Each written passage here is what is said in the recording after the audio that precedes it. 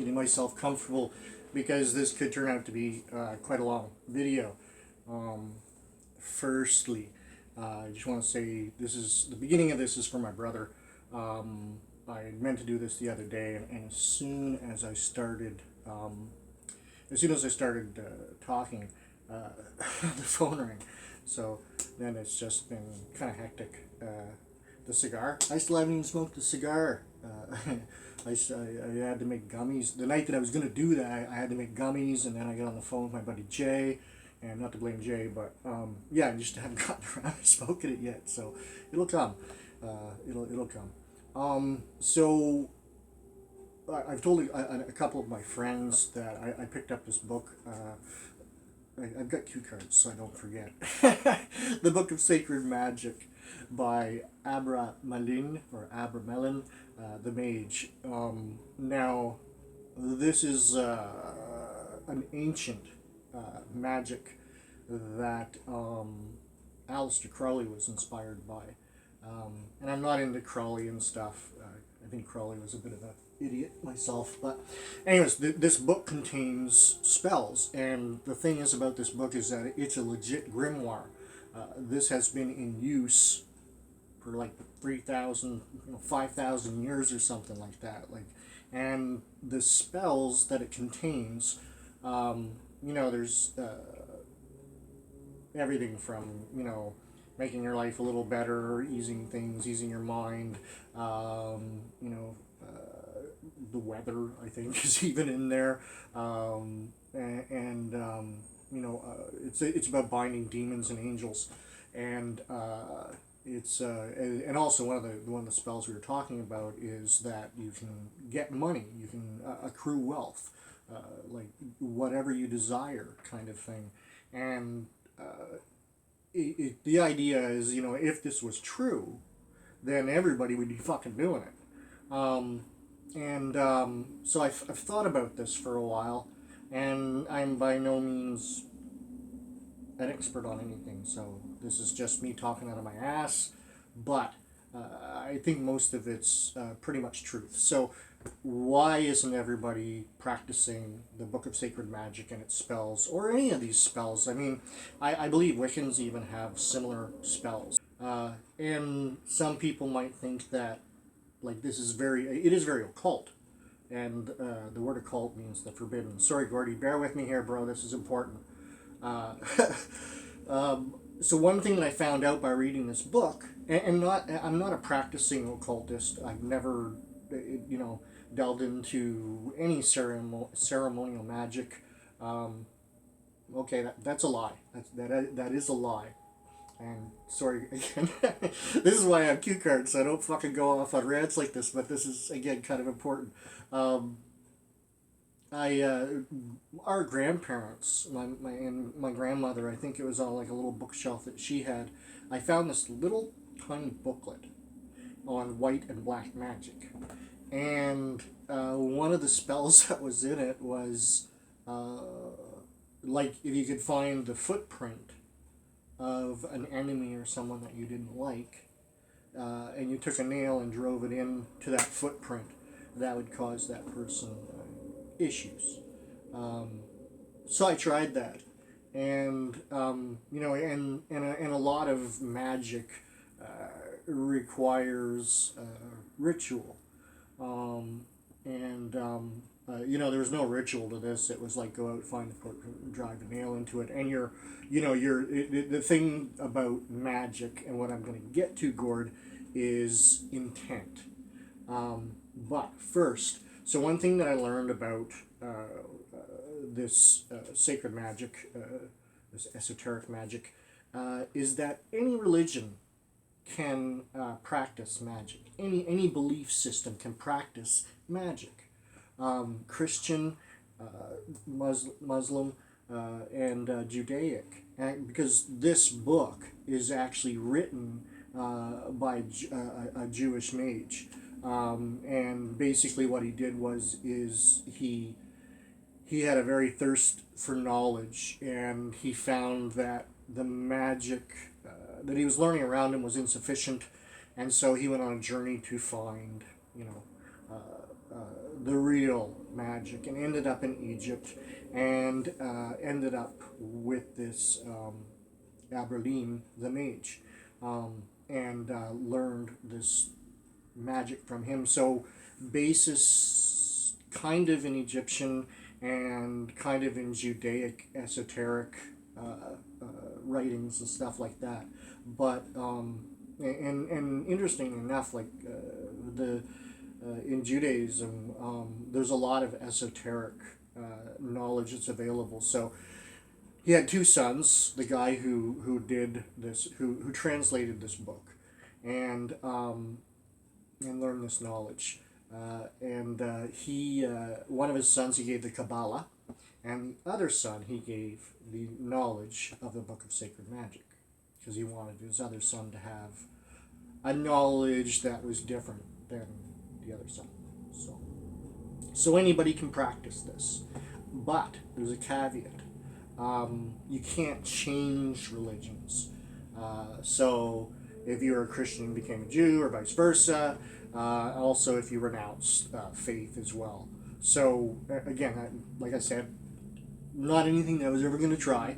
But reading that, like, I could never attempt to do any of these spells, because I've renounced belief in any type of deity. It doesn't exist for me, and so I couldn't just go, I believe in God now, and step into these spells, because according to the book, it could be really bad. Okay, so let's get into the book, into the spells, and to intent, and about this whole thing about money. So after acquiring the book, I've been kind of delving into it on YouTube, and came across a YouTube channel of a mage, and he, like, it's belief, right? It's faith, and like he says this works. Like, he goes through all the instructions and all this stuff. Now, I just thought of this. Now, he has a Patreon channel, so maybe this is all snake oil, and the writings are just so, and there's books like this as promotion to get people to believe in this. And I mean, like, I watch, he's got a whole shitload of videos for free. He does have a Patreon channel where there is more content. So, but I don't know. You could make the argument that people are teaching this or charging for it, or I mean, I had to pay money to buy a book to know about it. I guess maybe unless I sussed it out on my own out in the world.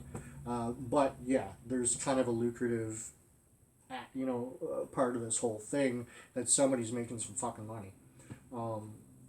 Back to the spells and the ceremonial magic.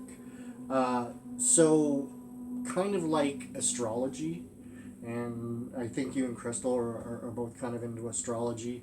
And you believe in that, and people who believe in their horoscopes, and they tell you things about you that they somehow know, and they shouldn't know, and the horoscopes sound like you, and things can happen like it says it's going to happen, or else I've gone, and I used to read my horoscope years ago. I wasn't really like a big believer. I was just kind of like, I did notice that if I went back a few days after, you'd be like, holy shit, like I didn't know about this, but that actually happened, kind of thing. So again, it's faith and it's intent. And the other thing that would really make this kind of, I mean, it's not even on the radar of Christians or most Jews or anybody practicing Islam. And the other angle of that is that it's a cult. So we've been taught in a Christian world, or any of these other worlds, that the occult is evil. It has to do with devils and Satan, and it's bad. It's just, ooh, don't do it, kind of thing. But when you get into reading about actual, esoteric knowledge and ceremonial magic, you come to this realization that it has been and can be practiced by any faith. And so, yeah, that's kind of the thing, is believing in this. But the other thing is that might be a barrier to people is that it's a huge ritual. There's a lot of like, you know, cleansing, fasting, preparation, the proper tools, the proper candles, the proper incense, and then just building up to actually performing an actual spell can take months. Months and months and months of preparation and just kind of getting yourself ready to actually do this, because this ceremonial magic, and again, this is on faith, you are summoning actual angels and demons that are aiding you in execution of these spells. And so you're playing with your life, you're playing with your sanity, because if you don't do this properly, there's dire consequences, you know, for people. And I even thought about this, like, you know, there's like people that just go missing. Like, were they trying this and they fucked up and something, you're gone kind of thing? Like, who knows? So not only is then the preparation, then there's doing the actual spell itself. So some things call for you to be repeating, sometimes even walking, like you have to do, create a circle around you with a pentagram to protect you while you're in that circle, and some spells require you to walk and walk and walk and walk and walk and walk and walk to the point of exhaustion. And other things like mantras, like you've got to say this and say this and say this and say this and say this, pass out, gain consciousness, and then, you know, keep on going. So the actual execution to make these things happen are probably a huge barrier.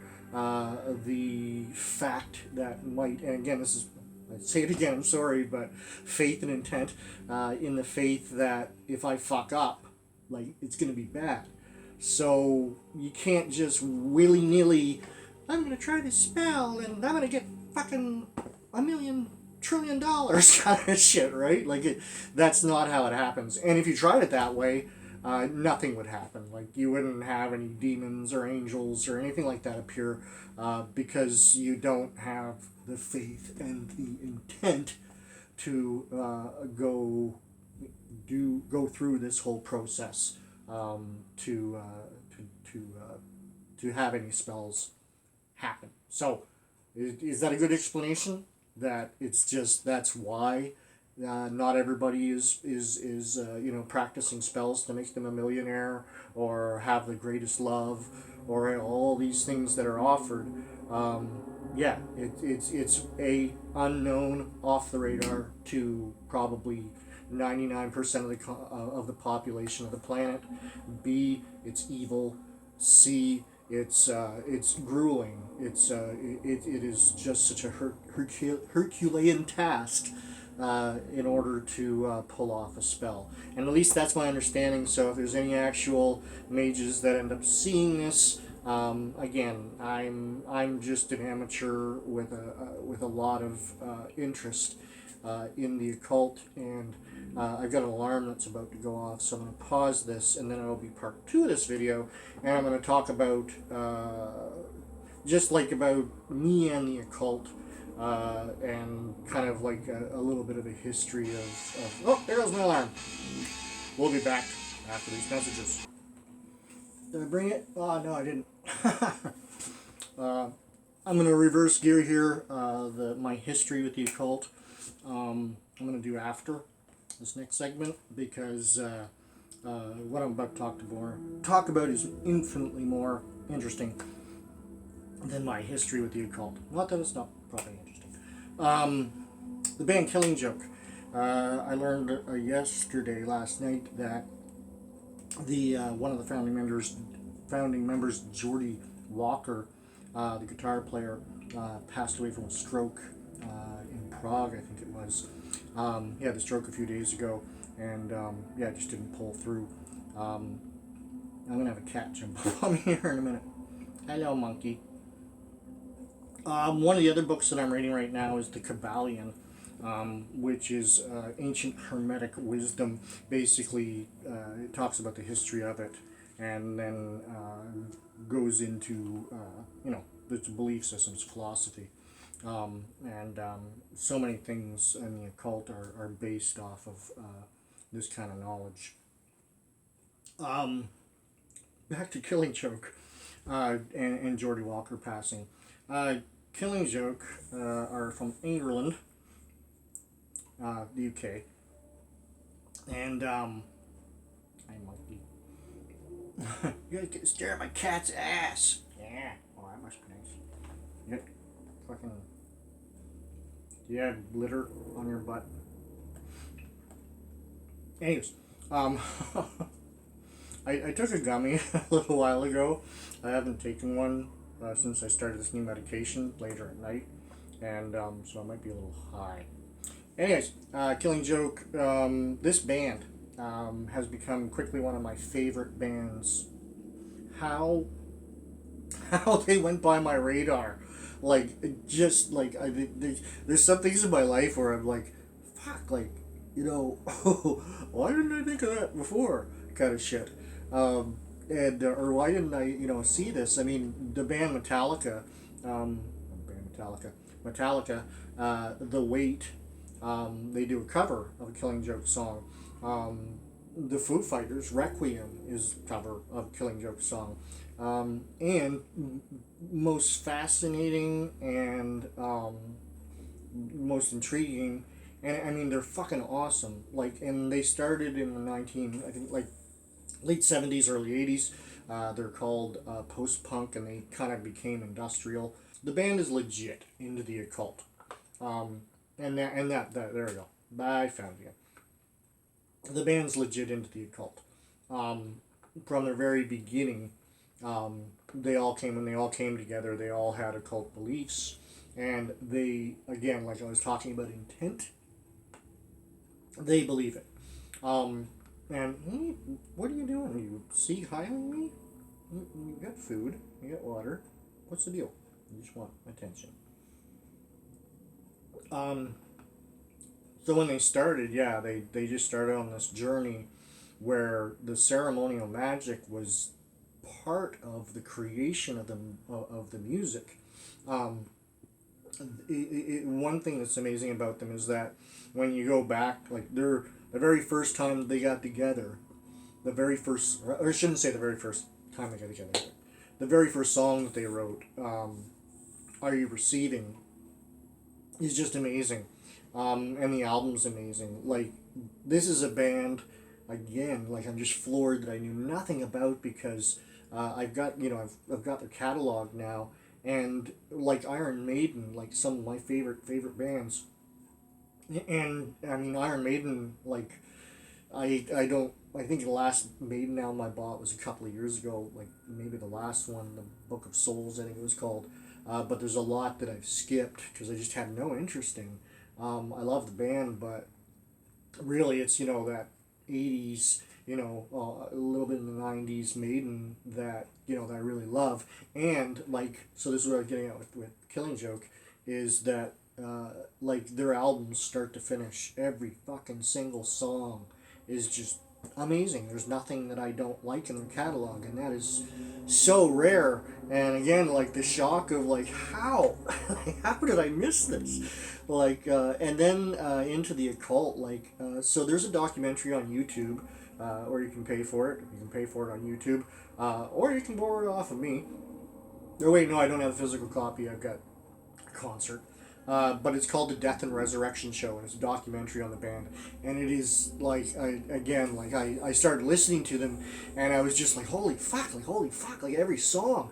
And so, I started searching it out and information, and found about the documentary, and the documentary is worth watching, because you can really see how they really believe in this. And I mean, there's bands like, King Diamond and Mayhem and Watain and lots of others that are, satanic bands and all that kind of stuff. And, I shouldn't talk bad, I guess, about them, because just thinking about it now, and now that I've come to this realization of the intent and faith, I'm sure that they fully believe in what they do. I was actually just about to diss all of them and say, they're like, pretend Satanists kind of thing. But no, these people believe too. But with Killing Joke, like, yeah, the documentary just talks about some of the experiences through the magic that they've had, and their live show, maybe I don't know as much now, but back then, fueled by a lot of drugs. There's one concert that they all talk about. Every single fucking member of the band said that in the middle of this concert, like everything, like the sound, just there was no sound, and the audience, like, they could see the look on the audience's faces because they were experiencing it too, and it wasn't a cutout of their equipment. Like, Jazz Coleman, the singer, was singing and his voice wasn't there. They didn't even hear the twang of the guitar. Like, the sound disappeared, and and everybody was still kind of moving like it was still there, and also at the same time realizing that it wasn't there. And so there's little stories like that. Jazz Coleman actually went and left the band, just mysteriously disappeared. His mother was the only person who knew where he was, and I think it was Greenland that he went to. It might even be Iceland, because I just discovered that Iceland actually is a huge witchcraft central, and it's like very much in their belief system. A country that fucking totally rejected Christianity, which is just great. But Jazz Coleman was looking for these energy spots on the earth, and to understand them, and so he moved to Greenland or Iceland and left the band. Didn't even tell management, nobody. His mom knew where he was, and I think maybe his brother, and went there to study this, and actually started creating music there. And I think Geordie might have joined him at some point. And then eventually he came back, and Killing Joke, started creating more music again. One of my most favorite things is the album Pandemonium. Was recorded inside the King's Chamber, in the Giza Pyramid, the main pyramid. Sorry, I shouldn't say the whole album. Vocal tracks for Pandemonium, Exorcism, and Millennium were all recorded in the King's Chamber. Had I known that in 2010, when our guide asked, he asked the bus, so going into the King's Chamber, is, I think he said, like 45 minutes to an hour, because there's so many fucking people. It is also like person after person after person. It is also very, very narrow and very, very, not wide. And he said it's uncomfortable. It's awesome, but it's just kind of a pain in the ass, and will take time out of our tour that we could be doing other things.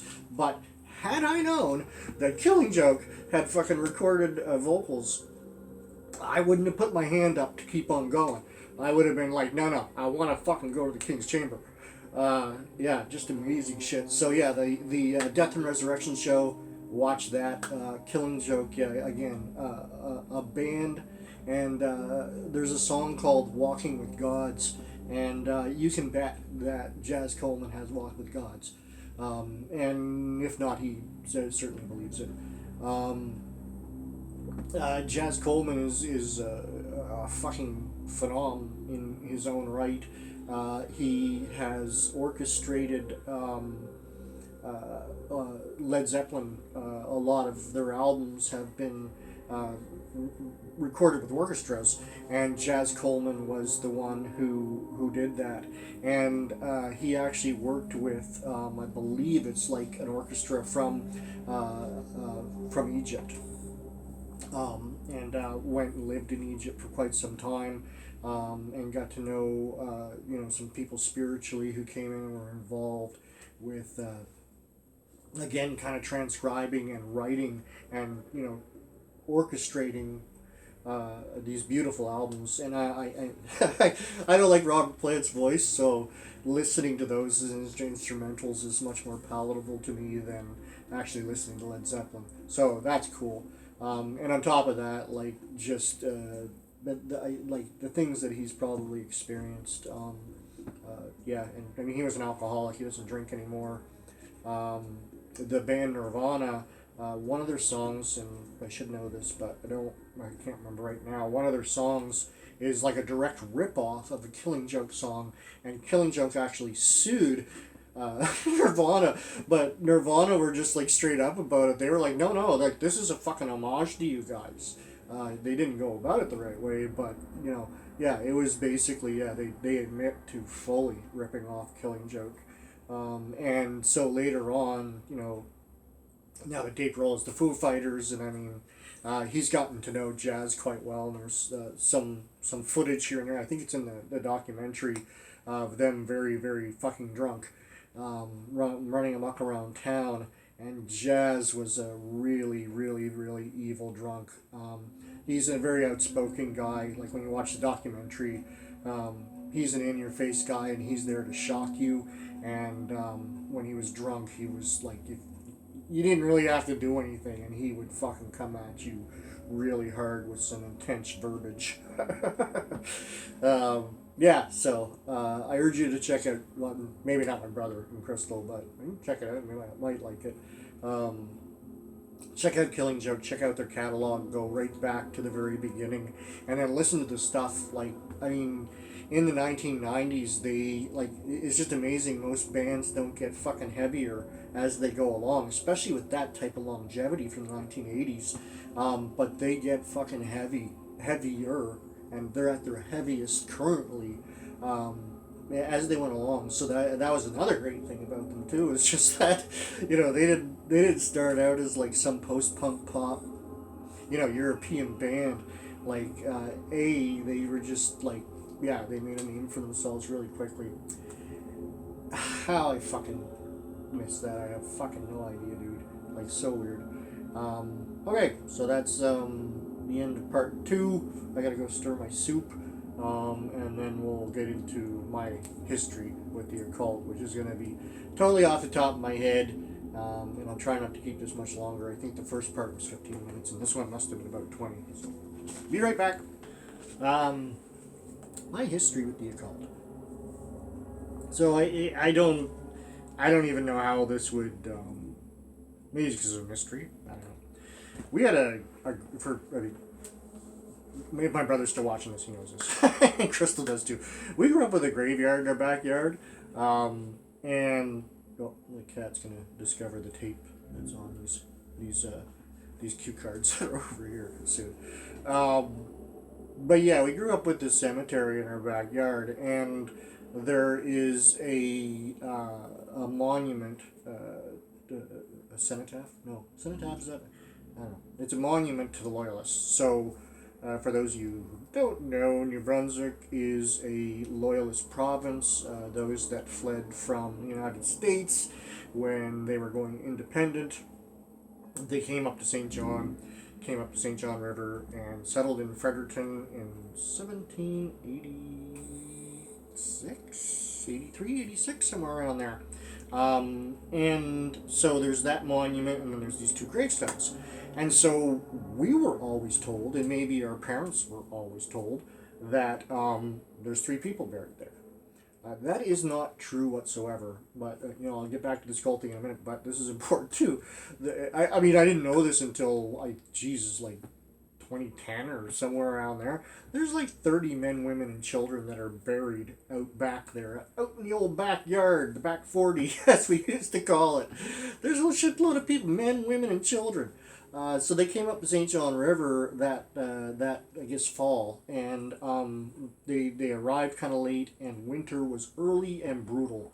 And looking into this, there was some volcanic activity over in Europe that actually caused this really, really harsh, bad, early, long winter in which 30 men, women, and children died. And they were buried there, and of course, 1700s, or 1700s, or 1800s, that time period,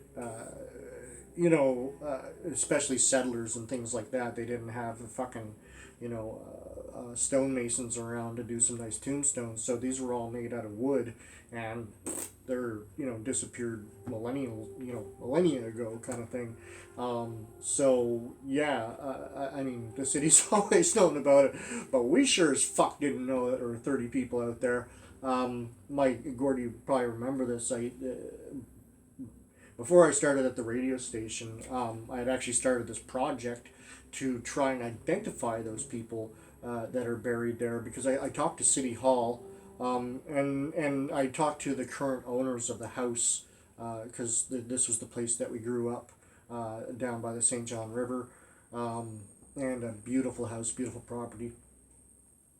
Very fortunate. I think I'm the only person in the family who's been back there inside the house.